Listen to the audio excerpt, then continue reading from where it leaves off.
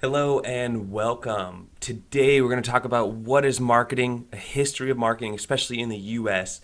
And then one of the learning outcomes today is explain the future of business marketing, including demographic changes, environmental uncertainties, technology, and global competition. So we're going to start out talking about what is marketing, and then we're going to end talking about what's the future of marketing, how is the environment changing, and what do we have to be ready for in the future when you all graduate? What's the world going to be like, and what are some of the changes you're going to see? So to get started off, here's a broad definition of marketing. Marketing is a process by which companies create value for the customers and build strong customer relationships in order to capture value from customers in return. So if you notice in bold, you have create value. So you might be wondering, well, what do marketers do to create value? Well, they either solve a problem. So if you solve somebody's problem, people are willing to pay money if you can solve a problem, if you can save me time. It's giving you some sort of value. And so we'll talk more about that, but marketers do a lot of things, and we'll see that in the next coming slide. And then as far as capturing value, oftentimes we capture value in return by either collecting data from a customer or just collecting cash, right? We capture value. We are a business. We run on money. And so we deliver a value, and then we get value back in the form of monetary gain. Now, the title of this course is Retail Strategies. So I just want to define this for you. What is retailing? The activities involved in selling of goods to the ultimate consumer for personal or household consumption. Another way that this could be said is could also be considered B2C, business to consumer. So when a company, a business sells to the end consumer, to the household at large.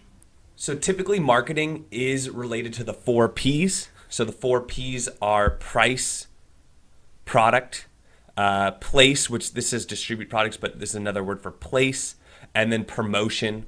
Promotion would be, advertising, public relations, sales, things like that. But let's just go down this list really quick. Marketing, they communicate society's needs and wants to the organization. So a lot of communication. They're the ones creating the advertising. They're the ones creating the packaging. They're the ones that do all kinds of interviews and newspaper articles. And if somebody writes into the company, they're the ones that you typically write back. So they are very much customer facing. If you have a sales department, those salespeople are talking directly to customers as well. There's a lot of communication going on there. Establish pricing strategies. So it is marketing's job to set the price, whether it's based on competition, whether the price is based off of how much it costs to produce the particular good or service you're selling. They do that. We're not going to talk much about that in this class. They promote the product's benefits. So similar to the top one here, some sort of promotion. And that could be through a salesperson. It could be through a buy one, get one free sale. Maybe you do free samples. That's all part of promoting a product or service. It could be a product or a service. And then distribute products. This would be everything. If you look at Netflix, how do they sell their products? It's you stream it. How does Safeway sell their products? Well, they did do in-store only, but now they're starting to do delivery. Same with Walmart, pick up in store, order online, pick up in store, or they're doing delivery through UPS, or you could still go into the store and shop like you could from when they started.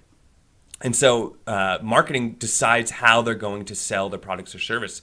Will they use a vending machine? Will they use humans? Will they use robots? How are they going to actually allow the customer to buy the product or service? And then we've already talked about this a little bit. Customer service, establish meaningful relationships with customers. So what that means is great customer service. If a customer has an issue, we resolve it. But it's also about how, something, here's an example for you, is when you walk into an Apple store. When you walk into the Apple store, it just looks really beautiful. And they do that on purpose because they want that first impression to be really important. And we're going to talk about that later, which is, all these little details are very, very, very important. And that'll be when we read the book, the Disney book, Be Our Guest. Disney does an incredible job at this, and we'll talk more about that. So now let's do a history of marketing. So that was what is marketing, what's marketing all about, what do marketers do, a really brief overview.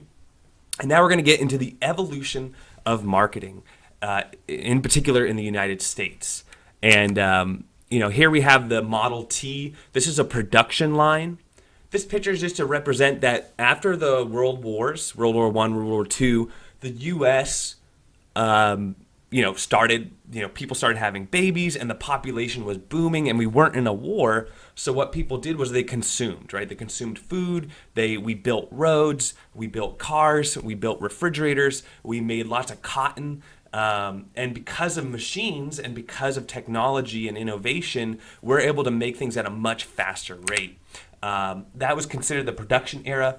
And the thing about marketing is it really didn't exist yet, because basically as long as you could produce something and it worked, people would buy it, because there was such a high demand for goods and services and there wasn't enough on the shelves. So they just kind of sold themselves. But then we moved into the sales model where as we innovated and as we made technology, certain products and services needed to be sold and educated to the customer. So here we have a vacuum salesperson selling to a stay-at-home mom. And the reason this is because she was the one typically that was cleaning the house. The man was typically worked, and then the woman typically raised the kid. That's just how it was back then. And so in order to sell the product, to get this woman to upgrade from a broom to a vacuum, it did require some sort of education, some sort of awareness. So how they did that, and they had the radio back then, but they really didn't have advertising all set up yet. So really, one of the only ways to do that is to go to door, knock on somebody's door, and then see if they're home, and then do a demonstration. So this was the sales concept era. And the reason they had to do that was, we finally had more competition. You had more people making cars, more people making vacuums. And so if you made it, it didn't just sell itself. You had to actually show the customer why yours is better, or what problems your product or service is solving.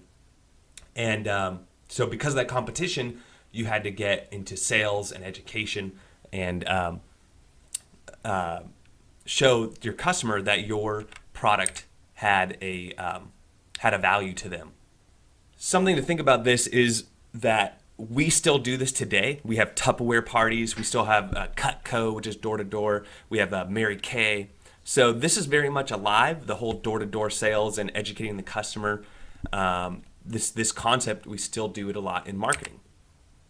Then we move into the marketing concept. I always relate this to Mad Men. If you've ever seen the show Mad Men, it's exactly in this era, 1960s or so. And this is when we started having a lot more TV ads, magazine ads. We started listening to the customer more, started doing customer surveys, focus groups, and started to innovate a lot of products and services. That's how the Filet-O-Fish came in. They discovered that there was a need for the sandwich. People wanted a substitute to beef. And then they advertised it where they felt it would have the biggest impact, depending on the customer demographics, the age group, the location, the type of diets they would eat in their culture. These were the questions that they were asking and solving so that they can sell their goods. And so McDonald's was a big success using advertising. A lot of car companies like Jaguar were really successful in this as well. Something else you might notice here is an orange, focus on products with the highest profit. So companies would look at their product portfolio. So if I'm Jaguar and I had 5 different cars, there's probably one of those 5 that we're not selling very well. And so they started looking at discontinuing certain product lines and making sure that they were making the right decisions so they can focus on the products that were making them the most amount of money. So there was a lot more management going on, a lot more research going on, and a lot more public advertising going on as well, because there was so much more competition, right? As the economy grew, so did the amount of companies selling similar products or services.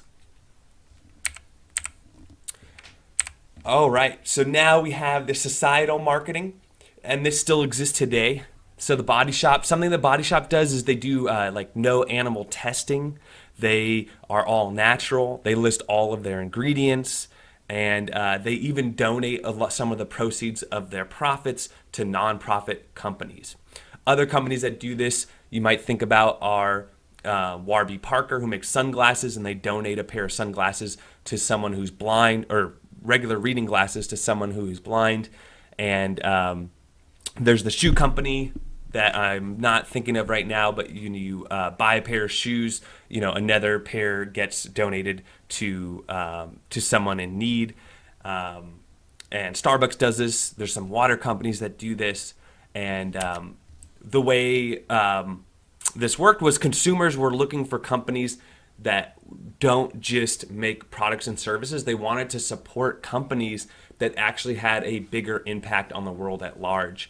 And so you'll notice that a lot of companies still implement this in their marketing. Target does this. They help a lot of the local community and things like that. So societal marketing era was another interesting push in marketing, in that people weren't just looking for the best product with the best service with the best price. People also wanted to promote products that they made them feel good, supporting those companies. Yeah, so it was Tom's shoes. Tom's shoes are the ones that you buy a pair, they donate a pair. And that societal marketing actually ended up working for them really well, because it allowed them to sell even more shoes. They became very, very popular. Okay, and then that leads us into our most current trend in marketing, our most current evolution, which is customer relationship management. That's what CRM stands for, customer relationship management. And the whole idea here is that we know more about our customers. We know their preferences. We know when their birthday is. We know what they like to order. And a good example of this is the Target Red Card or the Safeway Club Card. Those are tracking your purchases. Although you get benefits from them and coupons from them, the main reason why these companies like Target and Safeway want you to have these cards is they'll know how often you buy Coca-Cola, or how often you buy maple syrup or waffles or whatever. And that way they know when it comes time to send you promotional materials like coupons or any kind of advertising, they'll know what to send you based on your likes, your interests. They can also study your buying habits, so they can predict future buying habits and make for a better shopping experience for you. It also allows them to make decisions on how they're going to do their store layout and what kind of products or services they're going to stock at the local stores, because they know the information from those customers. Same thing with online. People collect your email addresses. They want to know your address. They want to know what zip code you live in, because the more information that a company can gather, the more informed decisions that they can make. And now we're seeing things like social media marketing and mobile marketing, where you can literally get ads depending on where you are, location, using your GPS. You can get all sorts of customized advertising, which is directly related to you. Some people think it's scary, and I get that. It's like, why do they know so much about me as a consumer? And then other people like it because, some people have complaints about TV ads, because when you're watching a show and then a TV ad pops up and then it has nothing to do with what you're interested in, you might be saying, well, you're just going to tune out. But having ads that are directly related to something that you're interested in, some people say, I'd rather have it that way, because at least now it's relevant advertising that actually I might be interested in.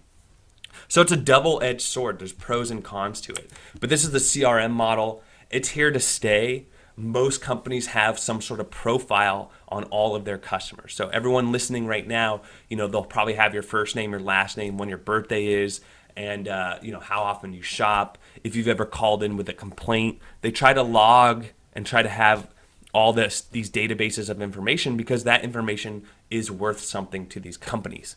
All right, so let's look at some trends, some things going on. So I bring up this one, Amazon versus Walmart, because a lot of people would have said, Walmart will be the biggest retail store ever, and it will continue to do so. But as you see, Amazon has actually outpaced Walmart as far as net worth. Now, this is a little misleading, because Amazon has a lot of products or services, like, for example, web hosting. They owned, a movie website. They have the Amazon Prime Video. So, they have a lot of things that Walmart isn't invested in. But still, you're seeing a shift, and especially with online shopping, Amazon is the leader currently. And so, if you were to take this class 5 years ago, I don't think we would be having this conversation that, Amazon was going to overpower Walmart. But here we are. So the reason I bring this up is just to show you that businesses are constantly changing, and they're changing at a faster rate than they ever had before. 5, 10 years from now, there might be some new company you've never even heard of that beats out Amazon. And Amazon is a smart company. They realize this. They're like, yes, we are the biggest now, but we need to keep innovating. We need to keep trying new things. We need to keep making the customer experience better. We need to keep finding solutions for our customers and keep them happy. Because if we don't, it's just a matter of time till someone else overpowers us or comes out and does a better job than we do.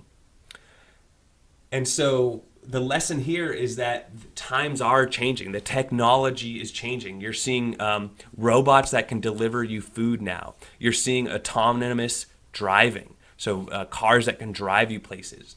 And so maybe soon taxi drivers will no longer have a job. You're seeing new ways of advertising. There's a lot going on. And something to understand is that what works today might not work tomorrow. And we should never be complacent. Never be happy where you are. Always think about what else can we do? How can we do this even better? Because those are the companies that will stay relevant. While the other ones that say, oh, we're doing a good job, we're fine, those are the ones you're going to find that are running into problems soon. I think a really great example of that would be Kodak. Kodak used to be the number one player in photography. They resisted the digital camera. They focused instead on having actual film in your camera. And look what happened to them. They were quickly overtaken, and they no longer have the market share in the camera market. You're seeing Canon and Sony who have a much stronger hold in that market now. One of the learning outcomes is talk about, the global impact. The United States has been, in historically speaking, and we just saw a history of the United States, it's just this huge powerhouse that grew and grew and grew and grew and grew and grew, and we're still growing. But we are growing at a much slower rate than a lot of the other countries around us. And so look at this graph. We're not even on this graph at all. A lot of other countries are growing much quicker. So what does that mean? That means that these countries are going to start making products and services that we will buy. But it also means companies like Amazon and Walmart and other major companies, Sony, General Electric, Comcast, you name it, Netflix, they're looking at these countries as well. Because they know that the U.S. economy is running at a much slower rate, so they need to innovate and also sell internationally and go to these growing markets. So the global economy is changing fast. And so what we're importing, what we're exporting, where companies are producing their products, where companies are selling their products, this is going to shift very, very quickly. And also, we are a interconnected economy. When China does poorly, it affects the United States. When the United States does poorly, it affects China. We're not on our own islands. If something good happens in China, something good happens for us. If something bad happens in China, it's also going to have negative impacts on us. So we're no longer in this bubble where the United States stands alone. It's very much an interconnected global economy. And as marketers, we have to identify this and keep this in our planning that this will affect us.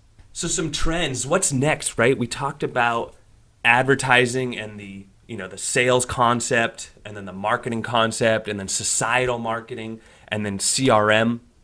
And some big things to me is mobile marketing is huge. And having all your online and social media marketing optimized for the mobile device. All of you have a phone either on your desk right now or in your pocket. Everyone is connected to their cell phone. So as marketers, we have to identify that and say, this is where everyone is. So we need to make sure that all of our promotions, all of our messaging, all of our content needs to be optimized for this device. And as we produce new marketing material and content, we need to make sure that we're pushing it out towards these new ways of communication. Now, a lot of that depends on who our target market is, who we're selling to. Because if we're selling to people 65 and older, they might not have a phone or be on Snapchat or some of these newer apps, but they're still using these devices. So depending on our demographics and who our target market is, once we identify that, we can then make sure we're on the right platforms for those people. Is retail shopping dead? I don't know. I definitely think that it's changing. You're seeing some stores get bigger, like IKEA and Target, and you're seeing some stores go to a smaller footprint to pay less on retail space and maybe move some of their items on the internet. Now, this is very different depending on what industry you're in, but you're seeing a lot more innovation and a lot more change in retail. You're seeing malls change. All of this is going to impact how we buy and sell things, how we market things. So just like this iPad here, we could shop on our mobile devices. We can go in store, we can shop online in store, we can pick up items in the store. We can get items mailed to us in the mail, and then we can return them in store. So there's lots of options for companies now to leverage technology and change the way we shop. Something that I always think about in retailing is how to drive traffic to your store. How do you drive traffic? Because the more traffic, the more awareness you have, potentially the more sales you can have. And right now it's a very noisy world, meaning there's lots of competition, there's lots of social media advertising. And so as marketers, we have to find what's the perfect mix for our companies. What's going to drive sales for our companies, and we'll talk about that. Here's some more innovations in retail. If you haven't heard about this, go, pause this video, go on Google, type Amazon Go. This is a real company, Amazon's a real company, but this is a real concept that they've actually started in Seattle. And what it is, it's a little grocery store, very small, but there's no cashiers. All you do is you download an app, you scan the items you want, and you walk out of the store. The app automatically charges your card. There's no checkout process. It's all done through the app. And I think this is the future. We may see this where we go to no more cashiers. McDonald's is doing this now with kiosks. You can just go in, you order from the kiosk. Yes, there's people that still make your food, but as far as for ordering, that's all done by machines now. So the automation is another big trend we're going to see moving forward. It not only saves time for the customer, but it also saves money for the store potentially, because you don't have to pay someone like you would, $10 an hour, $15 an hour for a cashier position. Some more trends, search marketing. I think this is going to be huge. As more and more retailing and selling goes on the internet, we should be figuring out how are our consumers, our customers, finding us. And so I just want to throw these out as one. A lot of people don't realize this, but we use Google.com. Google.com is by far the largest and most popular search engine. But some people go directly to Amazon.com to use a search bar. So they're not actually using Google, they're using Amazon as a search engine. Think about that. Same thing with YouTube. I know some people that will go to youtube.com and then actually search out a answer to their problem. So the way we find things, whether that's through a search engine or through some people go to facebook.com and then up at the top of the search there, ask a question like, how do I unclog my toilet? Or how do I open a bottle of wine without a corkscrew? Or, how do I ace this marketing final? However you're going to be searching, it's not just google.com, it's YouTube, it's through social media, it's through blogs, all kinds of things. And identifying how people are finding you will show you where you could be spending your time and money as far as promoting your company. So lastly, I want to finish on this marketing plan. If you take my introduction to marketing class, we do a marketing plan. We're going to be doing a social media marketing plan in this class, which is a little different from a traditional marketing plan in that we're only going to talk about social media. We're not going to talk about, video advertising, magazine ads, other things you would talk about, like you see here, the 5 Cs, the pest analysis. We're not going to talk about pricing because we're not going to be setting price in this class. But this is the type of thing that marketers do. You start from the top and you work your way down.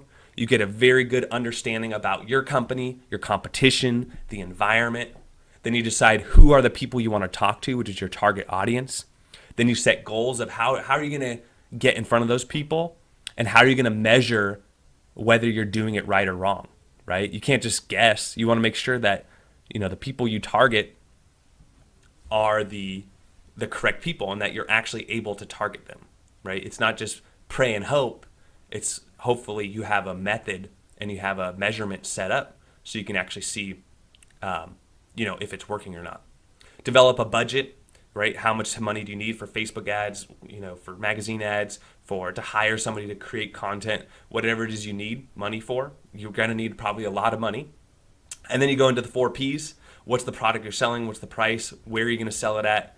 Or where are you going to sell it at is place. And then promotion, how are you going to promote it? With sales, with a salesperson, with social media marketing, with a website, with an app. What is it? And then put your plan into action, and then see what happens. After you spent all this money and you made this great plan and you executed the plan, did you end up making money or not? And if not, why? So that's what marketing is. I wanted to end with the marketing planning process. If you were to take from start to finish, this is really what their job is. And then to manage each step and each process along the way. Marketing is really, really fun, but it's changing really fast. And it's one of those industries where you really got to get with the times. You need to see what your competitors are doing, but you also need to innovate yourself. You need to try things that no one else is trying, because that's how you're going to get ahead of your competition. So I hope that answered your questions on, what is marketing? What are the changes in the global economy? What's the future of marketing? What's marketing been like for the last century? And once you understand all those things, you could see where it's going and what are some things you can try moving forward. But if you do have any questions on this video, a good place for that is general questions about this course. And if you have any questions about your assignment or a personal question, feel free to send me an email.